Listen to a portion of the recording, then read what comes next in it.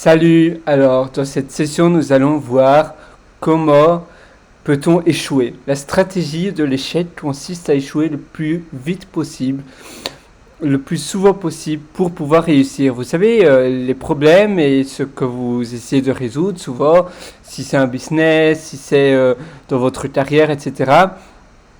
Vous devez voir ça, ces problèmes-là de la vie, vous devez les voir un peu comme un puzzle.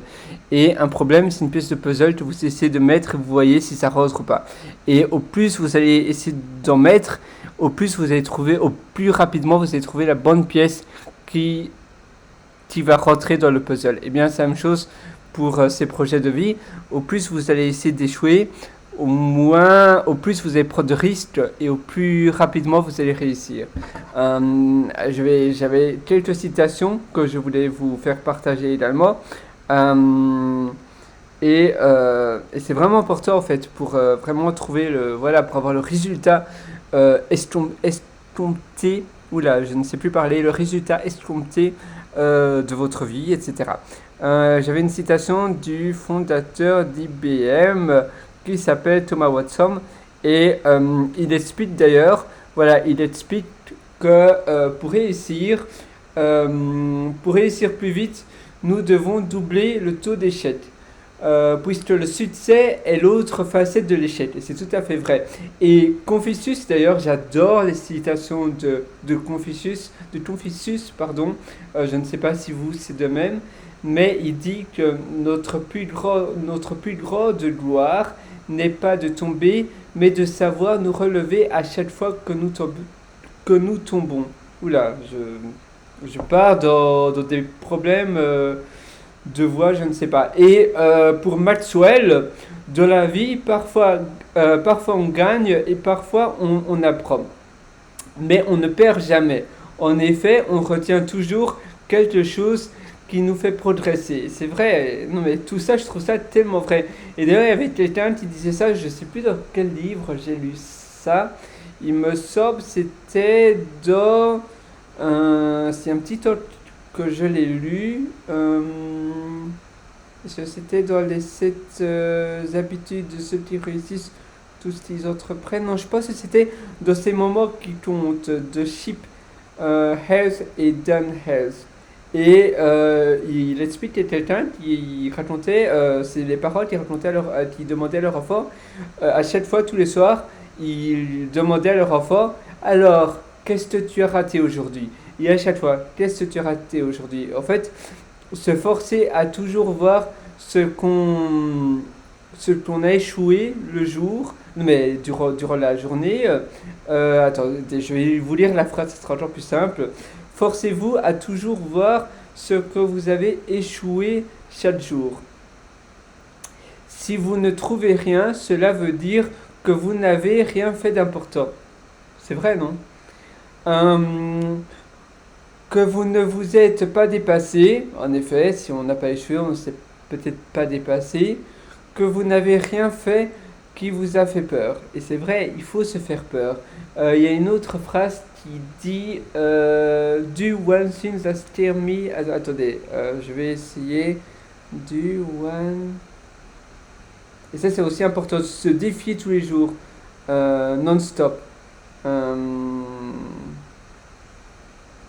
Alors, faire quelque chose qui nous fait peur.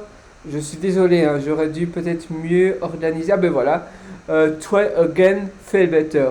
Do one thing every day that scares you.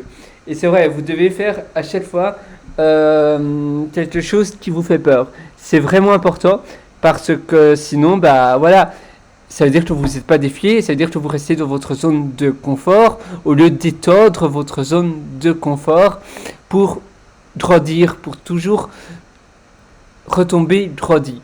Et comparez-vous à vous hier, n'essayez pas de vous comparer à d'autres personnes, c'est toujours vous et vous serez toujours vous-même, mais par contre c'est pour ça que c'est important d'élargir sa zone de confort et pas de sortir dedans, de sortir de votre zone, parce que vous ne voulez pas être quelqu'un d'autre, vous voulez rester vous-même, mais vous voulez toujours être une meilleure version de vous de hier. Toujours essayer de voir qu'est-ce que vous pouvez améliorer de ce que vous avez fait aujourd'hui, qu'est-ce que vous pouvez améliorer. Et toujours essayer de voir ça. Constamment, se questionner, se poser les bonnes questions et essayer de voir ce que vous pouvez faire. Et c'est ça la stratégie de l'échec, c'est échouer, échouer, échouer, échouer, échouer le plus rapidement possible, le plus vite possible pour enfin trouver la bonne pièce du puzzle, pour enfin trouver la bonne solution. Si vous échouez pas, échouer c'est bien, mais ce qui compte c'est apprendre de ces échecs. Parce que échouer et refaire les mêmes erreurs, ça ne sert à rien, ça c'est une perte de temps. Par contre, échouer et apprendre, et ainsi on rebondit et on sait quelle est la bonne direction, ça sert. Et si vous avez peur d'échouer, vous n'allez jamais réussir parce que ça veut dire que vous n'allez jamais essayer des choses, vous n'allez jamais aller de l'avant. Et par définition, nul ne sait le futur. Donc, si vous faites quelque chose, vous ne savez jamais à l'avance si vous allez échouer ou pas. Si vous allez échouer ou pas. Et même quand on prend toutes ces précautions, c'est impossible parce que nul ne sait ce qui va arriver demain. Mais si vous n'avez pas peur et si vous prenez les rênes, voilà, si vous prenez le taureau, si vous prenez les cornes du taureau et que vous tenez bien dessus, eh bien tout va bien se passer. Et si vous êtes confident, autant mieux. Et soyez positif et soyez sûr que ça va réussir. Sauf que vous ne devez pas avoir peur de l'échec. Mais en étant sûr, en étant très confident, on va souvent prendre de meilleures décisions que si on est persuadé qu'on ne va pas réussir. Ben là, d'office, on ne va pas réussir. C'est aussi important. Le mental est très important. Si vous êtes sûr de vos décisions, même si vous allez échouer, mais si vous êtes sûr à 300%, eh bien, vous allez prendre des meilleures décisions. Je ne sais pas trop pour toi, je pense pas que c'est tout corrélé avec la loi de l'attraction, mais il faut être vraiment très sûr de soi. Mettons, c'est un peu comme un entretien d'embauche. Si vous êtes sûr à l'avance que vous allez échouer à un entretien d'embauche, eh bien, quand vous allez le passer, votre cerveau sera préparé à l'échouer, malheureusement, parce que vous aurez été sûr de l'échouer auparavant, avant de le passer, et vous allez le rater. Par contre, si vous êtes sûr de réussir un entretien d'embauche et que vous êtes confident et bien préparé, eh bien vous allez le réussir. Parce que votre cerveau sera préparé à le réussir et donc vous serez dans un objectif et dans un mindset bien différent et bien plus positif. Voilà, sur ce, voilà. Pratiquez la stratégie de l'échec, soyez confident et soyez sûr que tout va bien se passer. Allez, je vous souhaite une bonne réussite sur ce. Bye, ciao.